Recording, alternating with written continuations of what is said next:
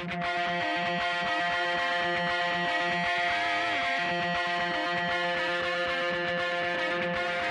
listening to the Roofing Success Podcast, a show created to inspire roofing contractors to achieve optimal success in their roofing businesses. I'm the host, Jim Moline, the co-author of the book, Internet Marketing for Roofing Contractors, How to Triple Your Sales and Turn Your Roofing Website into an Online Lead Generation Machine. I'm also the co-founder of Roofer Marketers, the digital marketing agency for the roofing industry.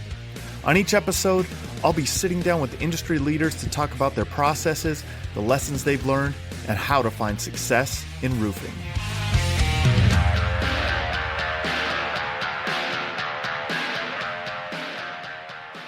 Hey, welcome to another episode of the Roofing Success Podcast. If you've loved the content that we're putting out, make sure you subscribe, comment, share this with your friends. We love to, get this content out. We think that we're providing some good, valuable content with the guests that we have on. And so we want to make sure that we're delivering that content and that it's shared in the best way possible. So help us out, hit subscribe, hit like anywhere you're watching it. Today I'm excited. This is a guest that shares a lot, right? He's always sharing, and he's the owner of Paramount Building in Michigan, and has one of the biggest roofing subscriberships, I guess. I'm making up words now, on YouTube, and but for a roofing channel with tens of thousands of subscribers, right? So it's awesome to have him on here. Let me welcome Eric Reno from Paramount Building. How's it going today, man? Good, man. How are you doing? Awesome, bro. Awesome. So, for people who don't know much about you, tell us a little bit about your business and, how you got started in roofing. Absolutely, man. I started out of high school just carrying shingles up a ladder, because before they had roof loaders and conveyor belts and cranes. I just did it as a side cash job and just got kind of addicted to it, climbed my way all the way up, held every position in a roofing company, and then ran a whole company while my boss, did whatever he wanted to do. And I decided, why don't I just do this on my own? So that's kind of how it started. In 2013, I created Paramount, and now today we're doing a lot, and it's great. I mean, it's super successful. Nice, man. And I kind of like your story. You really run kind of you have a lot of processes in place, and you've put together. You've really built a business with your, right. Your business doesn't own you. You own your business.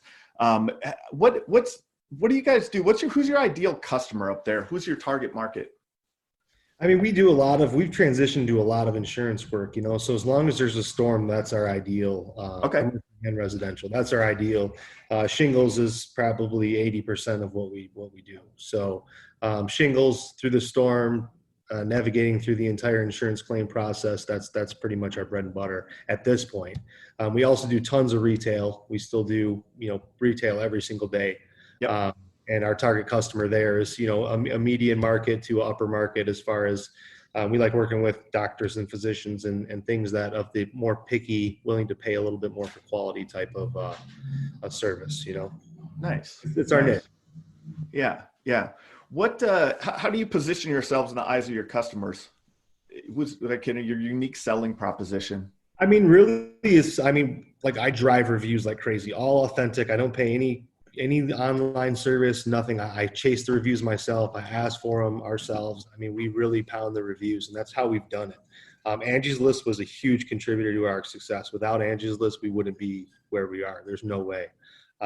Last couple of years, it's changed a lot, but still we get 30 leads a week from Angie's List. I mean, still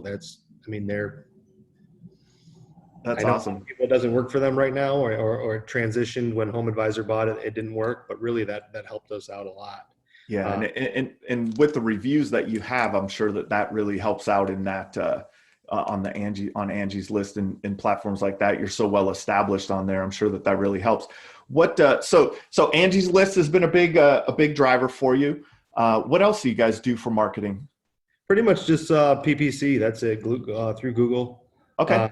And then, I'm huge into like yard signs. We do flyers and stuff like that, the storefront. But as far as paying for, we do PPC and we do Angie's List. Everything else is just we've kind of combed through it all, tried everything, and that just seems what to work for the market that we're looking at. That seems to work best for us. A lot of contractors are afraid of PPC. Yeah. And depending on your market, that cost per click is, it can be frightening, right? How long have you guys been running pay-per-click as one of your main drivers of your marketing? We started 2 years ago. In 2018 was the first time we ever attempted pay-per-click. And as you said, you're really nervous going in. So my budget was like maybe, $1,000 a month. And in this competitive space, $1,000 a month really won't give you much exposure, impression share, and things like that. So then you kind of get disappointed, and your SEO company's nudging you like, dude, we need to spend more. We need to spend more. And you're like, of course you want us to spend more. I get it. Well, is it going to work? And until you put yourself with, you figure the more you spend, the higher quality companies you're competing against. So the companies, when you're spending $5,000 a month, $7,000 a month in PPC, you're competing against the biggest companies with the biggest overhead. So their prices are way up here. So if you want to put yours up there, you need to be with that group of competitors. If you're competing at the $1,000 range and your price is up here, well, then you're going to be the highest price every time. And of course, value, everybody can sell on value, but it doesn't always work. That's right. Yeah, for sure.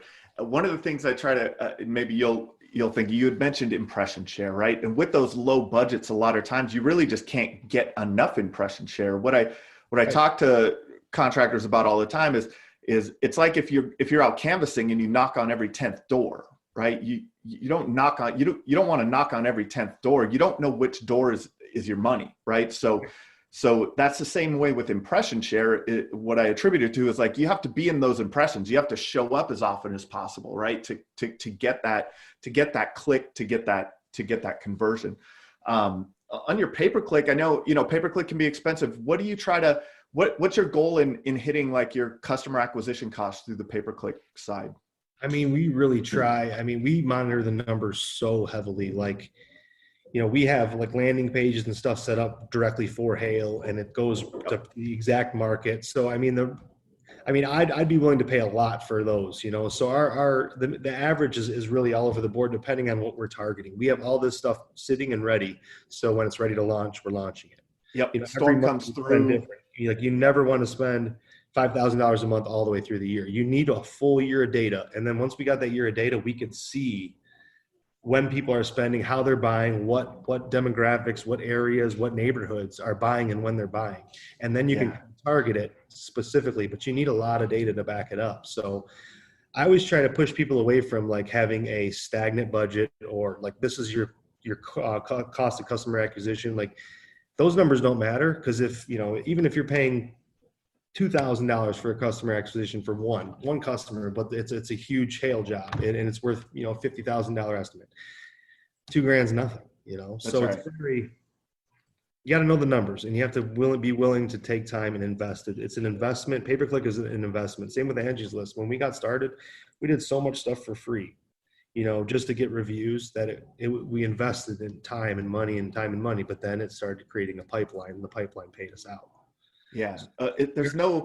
You probably know there's no short-term solutions, right? Like like you gotta build these things up and put the work in and really evaluate what you're doing. What have you done on the marketing side that you're like, I'll never do that again? When you start out, you're testing everything. You're testing Home Advisor. I've done networks. We've done, all kinds of crazy stuff. Mailed out paper flyers, hung paper flyers on doors, knocked doors. It's all depends on your neighborhood and your niche and who you're going after. But a lot of that, anything but Angie's List and PPC really, and flyers when there's storms, like flyers, things like that. Yeah. And then I think from that too, right? Do you generate, if you have your flyers, all your trucks are wrapped, all your, all of your branding is out there at the same time. Have you guys, I know you guys do a great job of branding. What did you put, what kind of process how did you think of that? How did you establish your brand and your branding? When I thought of Paramount, I was just thinking of like the coolest logos, and at that time, Monster logo was on the back of everybody's car. The black. Oh yeah.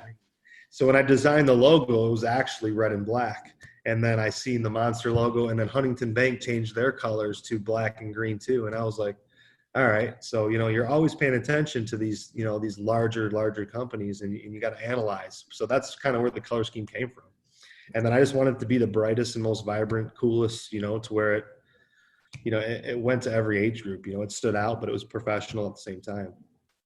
That's awesome. Yeah. And that is a big thing is standing out, right? You don't want to just get caught, you don't want to get caught in the crowd, right? Like you want to stand out from the crowd for sure.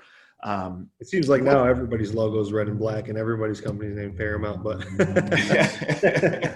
that's just how it goes, I guess, It is. Or is it like when you buy a new car and then you see it everywhere, right? Yeah. Like, I think it's something like, yeah, exactly. It's a good analogy. I like that.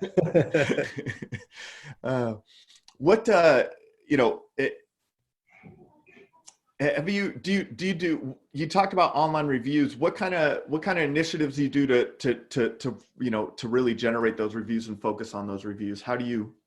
It's hard, man. It's crazy how many people will say they're going to write you a review and they just don't. And it's like, they've told you 100 times you've done a great job. They've texted me, thank you so much, your crew is great. And it's like, could you please write a review, please? I'll text you the link. I'll call and ask. We'll email links. We do it all, man. You just got to push. And still people just won't, Exactly. Yeah. You're not going to get them all with reviews for sure. Have you built that into your process, like for your sales guys or for your production manager, something like your field guys? Do they have specific times of during the job? Hey, we're asking for a review here. Yeah. Pretty much once it's over, we always send our thank you gift, and then we ask, for if you'd write us a 5-star review on one of the platforms, whether it's Facebook, Better Business Bureau, Google, Yep. Whatever it may be. And in Angie's List, some people do and some people don't, but we'll always incentivize them. We send a gift, and then we'll give them a gift card for taking the time to do it. We give them, referral gifts as far as, if they refer us a customer or something, we'll cut them a check. So, we do our best to make, but it's still something that it's tough, Yeah. Yeah, it is. What have you found? I think you're probably the most reviewed contractor in your area for sure. I know definitely around your town, but probably closer to Detroit, maybe you might find someone that has more, as many or more reviews as you. Yeah. How have you found that to kind of, when you're out there having conversations with homeowners, when have you found it? Do you see a difference? Do they know you? Do they trust you? How has that impacted your business? Yeah, definitely. When I'm sitting down, and one of the first page in my folder talks about reviews, and you can find all the reviews, and there's 650 reviews here and 400 here. So, I really use those credentials to my advantage. But yes, a lot of what we get is people have done so much homework. Like this guy had 500 reviews, but only had a 4.6, but you have a 4.9. Yeah. So I get a lot of that, and that's good. But I also get a lot of stuff where it's like people are paying companies to boost their reviews, and you can tell that they're not, like if you knew, for a customer, and especially if an older demographic, you can't tell the difference. But anybody that knows how to work a computer, you can always chase and see how many reviews they wrote and where they've written them and things like that. But if you got to cheat to do it, then I guess, there's your answer there, Yeah, exactly. That doesn't win out, right? And Google Right. is, Google's algorithm is getting better and better. That a lot of that spam, they're really focused on the spam in the Google My Business listing section right now, on company spam and on review spam. I know that they have AI working in the background now, like to, starting to kind of remove reviews and all that type of stuff. So Yeah. all of the cheating ways go away, right? Like, I don't think that there's any, you just have to do it the right way. I listened, there was a keynote speaker, or I don't know, it was a keynote speaker at an event I was at probably in like 2009. And he talked about the title of his his speech was real company shit, right? So do real company shit. Coca-Cola is not out there buying reviews, right? They're not spamming this or that, right? Do real company shit. And that's how, that's really the stuff that you do on a day-to-day basis. So being authentic is really important in your business, I think. And one of the things that, you've done a tremendous job on in your authenticity and sharing with the world is the Roofolution YouTube channel, man. How has that impacted your roofing business? Well, I mean, 2 years ago, I was really into that, and then it kind of became like a job. And then I just didn't know what, like, why was I doing it? What was the purpose? Well, and I knew I was making a difference because of all the feedback, and people would constantly call the office and stuff like that. And that's what it was really about, was helping and getting people to break through and believing that they could do it, regardless of what past was or what the present is you make changes and you focus and you make stuff happen. But then lately it's just, I found a videographer. We're going to start this Thursday. I'm just sick of holding the phone, dude. I'm sick of holding the phone. I'm sick of taking time to edit the videos. I don't want half-assed content. And if I'm nothing I have, none of the companies or anything is half-assed. Like, if I'm going to do it, then I'm going to do it. Yeah. So it's until I can and I'm ready, then I'm just not going to do it, Yeah. So that's kind of where it's at this point. What do you get roofing business from that, or do you find it's more? Yeah, I mean, I've gotten apartment complex, big one too, out of it. Someone seen it and just was like, man, I definitely want you to do it. Just give me a good price. And yeah.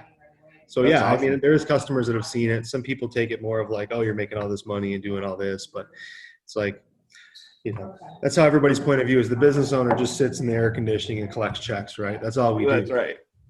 There's no hard work, it's all luck, and it's all air conditioning and peaches and cream. But you're going to get people like that anyways, so. You will. Yeah. They're especially in YouTube comments, right? So, right. Exactly. Yeah. That's one of the worst places on the planet for human behavior, right? Is YouTube comments. So exactly. Awesome.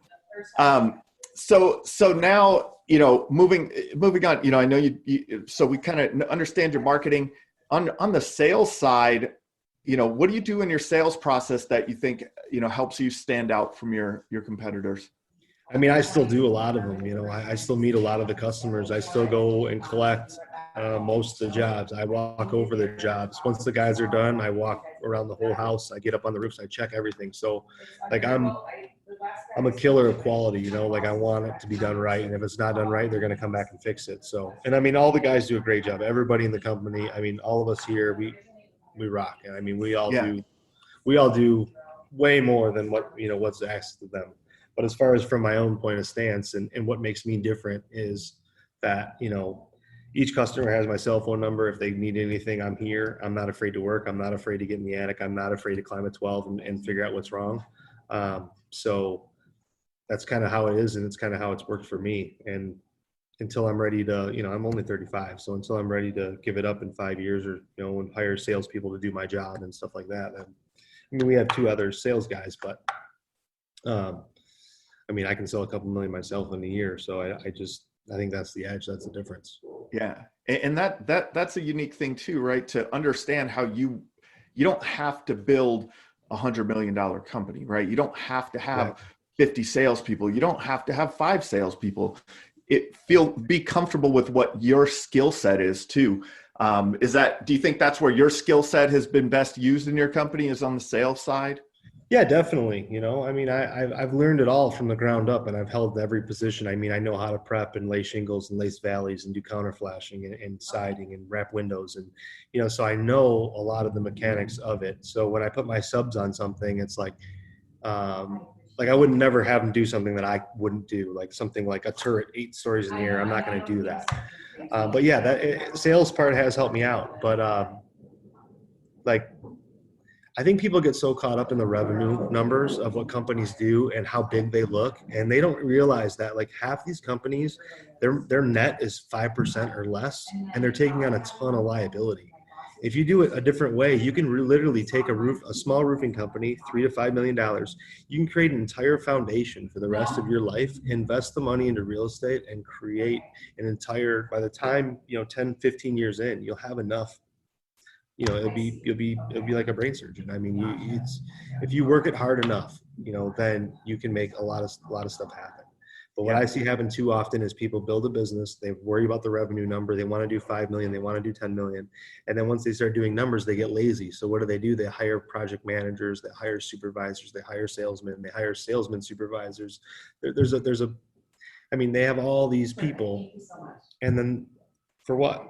For 7%? I mean, it's not even worth that.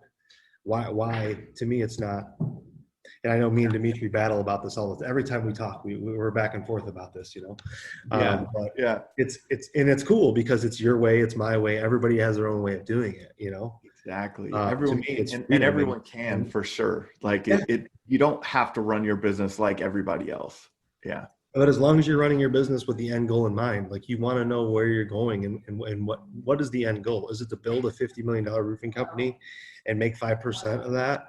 Or can you make a $10 million company and make 17% of that when it comes out to more? It's like, Don't let the numbers fool you. Don't let the people on Facebook that have 50 trucks and they're driving around in a nice car, one nice car, they're probably in debt and they probably really don't have everything they're showing. It just looks good for the camera, So people get caught up in the camera hype and that's something to, steer clear of. Yeah, definitely, man. What do you think? What do you think someone should focus on instead of revenue? What would be a key metric that you focus on instead of revenue? Net and reviews and building what you set out. When I set out to build Paramount, I wanted a breath of fresh air to the construction company. Like, we don't take deposits on anything. I tell every customer, you don't pay me until the job is done and you're 100% happy with what we've done. And that's why I did this. And that was my goal, was to create something that I can be proud of and I can sleep at night and my kids and my friends wear shirts and it's something to be proud of. It's not that's like, awesome. Oh, it's a throw together company. We're going to come and blast your roof out. Yeah, that's awesome. So I love that you said kind of what you said about, kind of starting with the end in mind, right? So understanding what your goal is, right, in life. And you talked about real estate. And so I'm assuming that your goal is to generate some kind of what, if there is a thing as passive income, right? To maybe, is that what, more on the rental property side? Is that what you're doing? So yeah. So you have a goal in mind to create a specific revenue stream long-term, right? That you could do. That's awesome, man. Like that's something that a lot of people don't think about. They think about the next roof, right? I just got to get to the next roof. I just got to get to the next roof. Right. And a lot of times you're overlooking your net, right? Which is, and that's where people get caught up in just recycling cash flow. And just, hey, if there's a check coming in, that's good. But a lot of times that's not good. So what things have you done in your business to increase that net, to kind of build that net up into, double digit net profit versus that 5-7%? It's almost the same as what we talked about with PPC. You need a background so that you can know your numbers and graph your numbers. So to me, the numbers are always most important. They don't lie. They never tell a lie. If your numbers are right, they'll always tell you where you're going and what you're doing. And then your infrastructure, what you're able to do. So to me, the most important thing is knowing the numbers and understanding them and making sure, like when you go to bid a roof, every roof's not $400 a square. Like there's hips every roof's not 10% waste. You need to know and gauge these things, and you need to pay attention, when you're invoicing, this one costs more than this one. You should know after doing it a couple of years where you're going. And when you're making the money, fitting in and buying, like a Corvette or something, is not, it's not it, man. It's like everybody's so caught up in this loop, and it's like, it's weird. And if this whole COVID thing didn't check people and make you understand and realize that you need 6 or 8 months of revenue, if your company closes for 30 days and you are starving of money and you may have to close, that's a serious problem. Because I mean, if you didn't have 6 months to a year of income, of complete living normal income, I mean, you should, I don't know, man. Yeah. I mean, Yeah. I didn't know if, the government was going to step in and pay and do payroll and all that, but I was going to pay. I mean, everybody that works for me is getting paid regardless. I mean, it's, Yep. And those are it's things that you have the ability to do when you do things right. Right. yeah. And And you know the metrics and you understand the numbers and you're yep. really creating lifetime, life. Yep. Or you're just running a company for a hobby to pay for your bar tab and to look flashy and be a bachelor. There's Yeah. 2 ways to run it. Yep. Yep. What are some of the key metrics that you look at on an ongoing basis? What are the ones that are most important to your business? I'm sorry, I missed that first part. What are the most important key metrics that you're watching on a regular basis? I mean, I don't know. I mean, we do every Wednesday, we kind of sit down in the morning and go through all the numbers. The rentals, we go through that, once a month. I'll be able to see everything and how it's all going. It's all in the QuickBooks, so it's all easy to navigate. At this time, I mean, you just got to pay attention as the ball keeps rolling. But I would say weekly reminders and who owes money and how far it is back and what's the receivables, what are the payables. When we add when we're adding liabilities, or expenses onto the company, are we able to afford those liabilities and expenses before you just see that we're doing more roofs and we're making X amount of dollars? Well, should we go buy 3 more equipters and 8 more trucks? Before you do that, you got to measure things. It's not about the flash and the stuff. It's about freedom and taking the time. You're in the business. Your ass is on the line for all these people, all these roofs, all these leaks, all this stuff that's going on. I mean, that's your ass. And is it worth it for a 5% margin? Is it worth it just to be able to go to the bar and pay the tab every week, or to drive around in that Corvette? Is it worth it? To me, everybody's got their own way of looking at it. But to Yep. me, it's the end game that's in mind. Yeah, that's awesome. What, so, I know you guys do, you really focus on quality is what I heard. You guys really focus on quality. And so what are you doing kind of in your production process, how did you let's start with, how did you build your production team? Do you, how did you find your subs? What are some tips that you have on kind of putting the right team in place? Cause I think that's a big part of what your guys' success has been, right? Yeah. As far as from the production side, I mean, like, a lot of the guys are people that were with me before Paramount even started. Like, I've moved crews from the other companies here, or they're friends, or they're we've worked together in the past, and it's like, I want the best. So I'm going to handpick all the best people that I've worked with, bring them in. I'm going to pay them more than they make, and then we're going to grow this together. So from the production side, that's kind of how I've done it. So I mean, you pay them more than they were making. So you have to these days. You pay them more than anybody else is willing to pay them. I mean, if you want them to care, then that's what it takes. That's what it's going to cost. You pay on time. You pay your guys before you pay yourself, regardless of any situation. And the guys get a paycheck every Wednesday. They never have to worry. And people always come back and work for you all the time. Yeah. Yeah. And that's the thing. It's taking care of the people that take care of you, right? That I think that's a huge insight for people to understand that, a lot of times you're trying to find, you're trying to increase your margins by decreasing your cost. And that might not be the right place to increase your margin. Right. Yeah.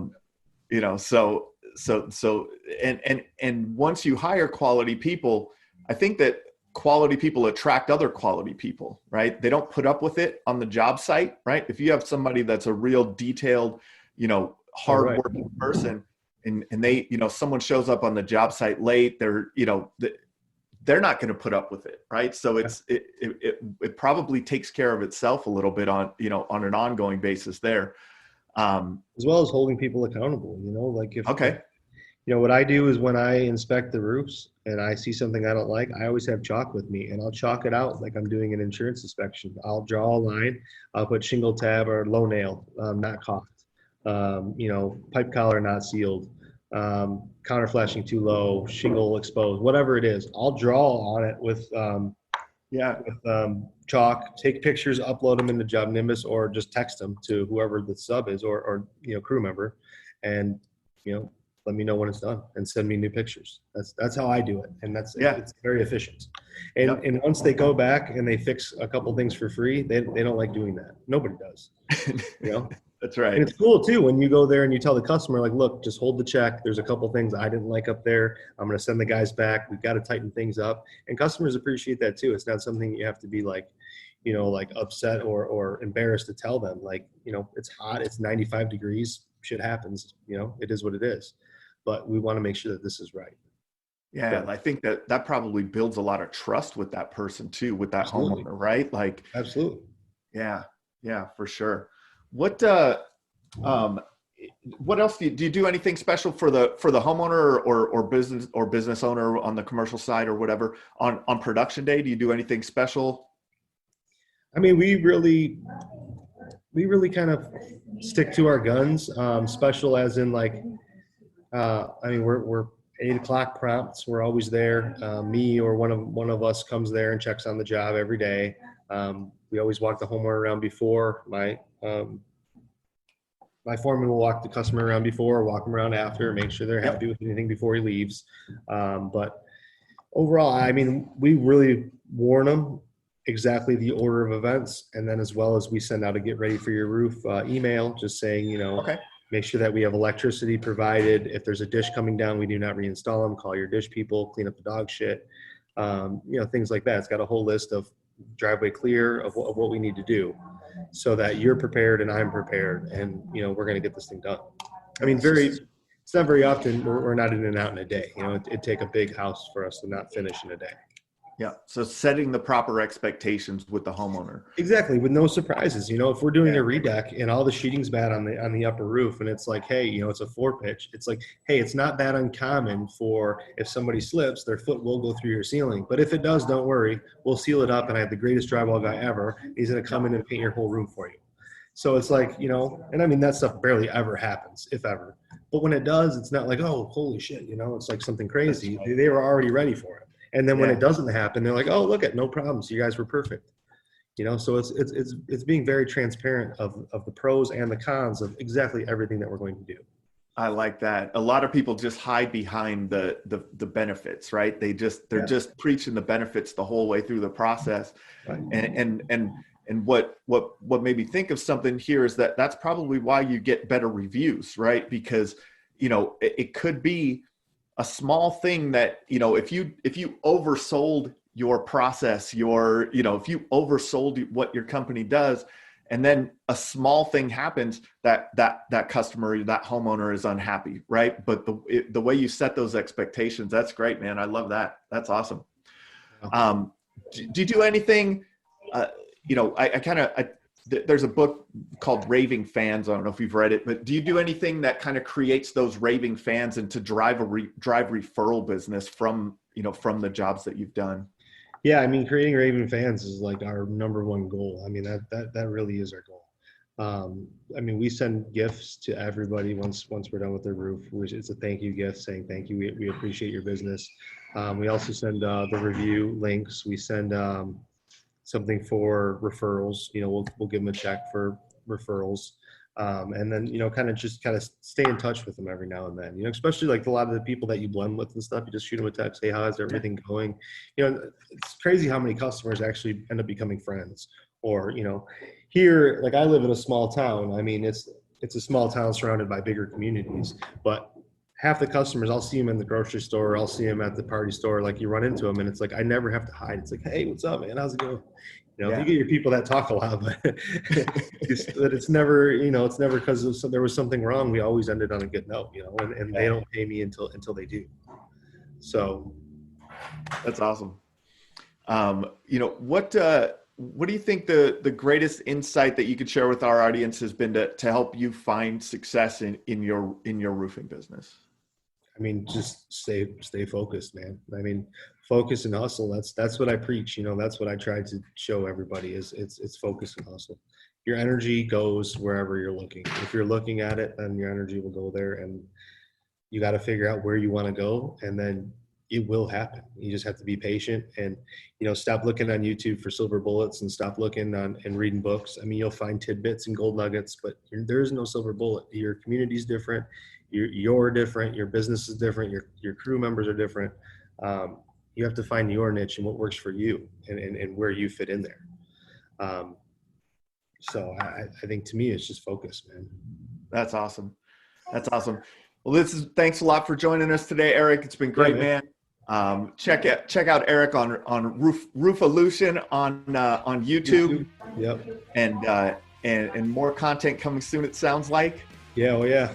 Thursday we start filming, so. Awesome. This has been another episode of the Roofing Success Podcast. Cool.